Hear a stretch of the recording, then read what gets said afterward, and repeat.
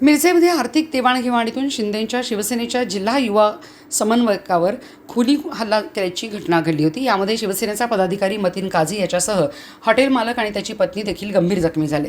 मिरजेत टाकळी रोडवर रवींद्र येसुमाळी यांचा रस्ता नावाचे हॉटेल आहे। हॉटेल मालक आणि एका कामगाराचा आर्थिक देवाणघेवाणीतून वाद सुरू होता।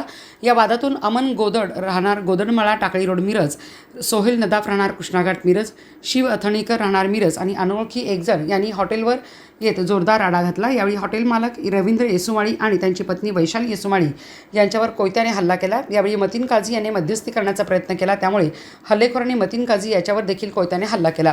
यामध्ये मतीन काझीसह तिघेजण गंभीर जखमी झालेत। या हल्ल्यानंतर मतीन काझी यांच्या समर्थकांनी संशय घेऊन एजाज शेख यांच्या अहमदनगरमधील घरावर तसेच एजाज याचा मित्र खाटिक याच्या घरावर मध्यरात्री हल्ला करून साहित्यासह गाड्यांची तोडफोड केली आहे।